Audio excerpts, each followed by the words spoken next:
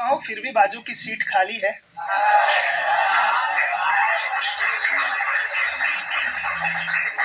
चौबीस का हो चुका हूँ फिर भी बाजू की सीट खाली है। कोई तो प्यार जता दो यार। अरे रुक जाओ, मैं सूरत आ गया हूँ। वॉइस ऑफ सूरत का रास्ता बता दो यार।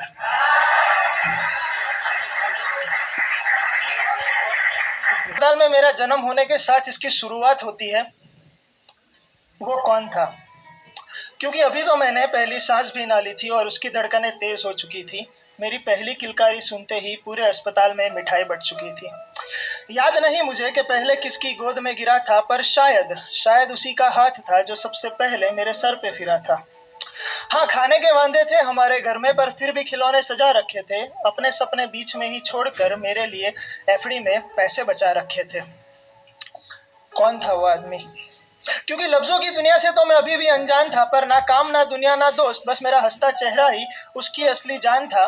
दिन भर वो धूप में तपता रहता, मिट्टी में अपना बदन भिगोता रहता था, लेकिन घर आते ही सब छोड़ छाड़ कर कभी मुझे हवा में उछालता, कभी हाथी कभी घोड़ा बनकर मुझे सीने से लगाता रहता था। वो खुद अनपढ़ गवार रह गया था शायद, पर मुझे पढ़ा रहा था। पैरों में मेरे छाले ना पड़ जाए इसलिए कांधे पर बिठाकर स्कूल ले जाया करता था। कौन था वो जो अपने हिस्से की रोटी मुझे खिलाकर खुद भूखे पेट सोता था, खुद फटे पुराने कपड़े पहन लेता, पर हर दिवाली में मुझे नए कपड़े पहनाता था? एक छोटे से घर का किराएदार था। 4 लोगों के परिवार का बस वही एक सहारा था। माँ की दवाएं, बहन की शादी और मेरी हर खुशी के लिए किसी और के सामने हाथ फैलाए, सर झुकाए किस्मत का मारा था। आखिर कौन था वो जिसे बुखार तो आता था लेकिन गोली नहीं लेता था, दर्द तो होता था लेकिन बात नहीं पाता था, और शायद आंसू आता था उसकी प्यारी सी आंखों में, लेकिन कभी बह नहीं पाता था।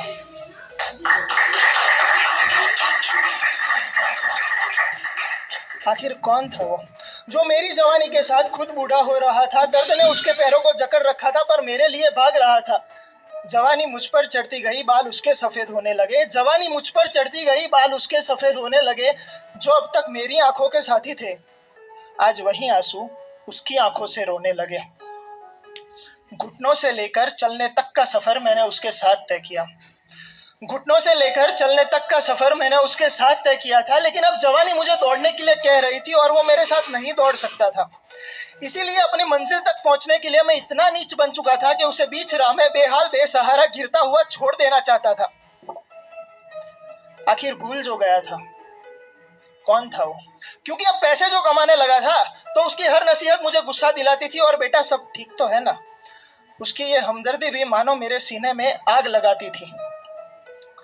वक्त ने करवट बदली। आज तक मैं किसी का बेटा था, अब मैं भी वही आदमी बन चुका था। वही सपने, वही ख्वाहिशें और वही छोटा सा चेहरा मेरा खुदा बन चुका था।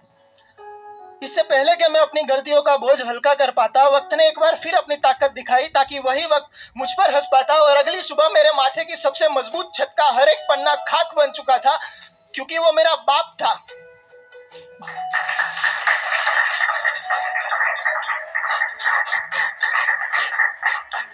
क्योंकि वो मेरा बाप था जो राख बन चुका था।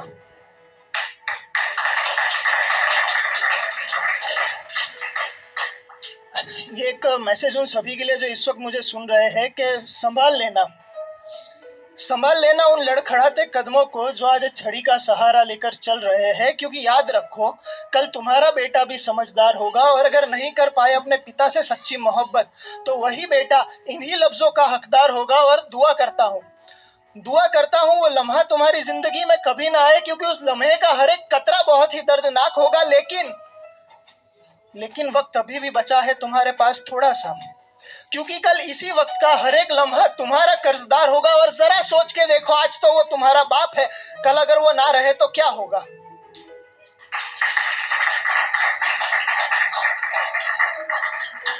जरा सोच के देखो, आज तो वो तुम्हारा बाप है, कल अगर वो ना रहे तो क्या होगा? और जन्नत का ख्याल रखते हो अपने जहन में कभी, तो याद रखो कल तुम्हारा भी यही किरदार होगा। इसीलिए सीने से लगा लेना उस आदमी को, क्योंकि कल वही बाप जन्नत का सरदार होगा।